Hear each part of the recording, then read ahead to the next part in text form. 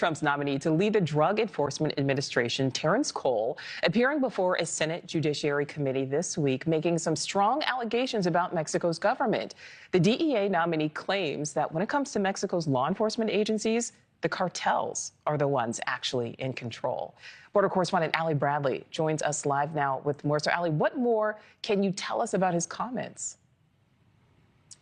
Yeah, Nicole, the DEA has said that the cartels are present in all 50 states here in the U.S., but now they're saying something that is pretty common when it comes to conversations down here at the southern border, that Mexico is essentially controlled by these criminal organizations. So this week, we heard from Trump's pick to be the head of the DEA, Terrence Cole. He said this in front of a Senate Judiciary Committee, that he believes the majority of Mexico is governed by the cartels. Take a listen. We've seen traditionally the military working hand in hand. We've seen police officers working hand in hand with cartel members.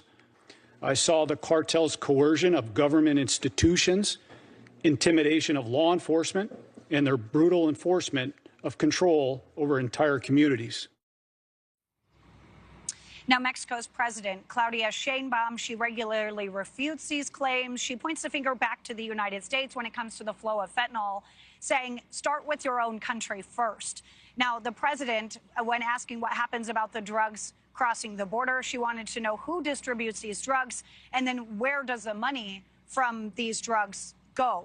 Many say that when we see cash or guns moving south, that actually means it was a successful transaction of something the cartels moved into the United States. Remember, the cartels are present in all 50 states. Now, when we talked with Border Patrol about trust with Mexico, they have told us that the trust is there, but when the cameras aren't on and I'm talking with sources, they often tell me that Mexico is actually part of the problem and they don't do enough on the south side of the border. So one example of that is when Mexico was saying, hey, we're doing what we can. We're offering them places to live and to stay here in Mexico instead of going all the way to the U.S. border. But, Nicole, I actually have gotten some documents along the southern border that show that they're only marked 40 to 45 days and they're clearly marked transit. So it's essentially a fast pass to get them through every checkpoint and right to our back door. So if this is Mexico helping and providing a place to live and work, you can see why those comments made by the DEA saying that there's some control there by the cartels. You can see there's some validity with that, Nicole.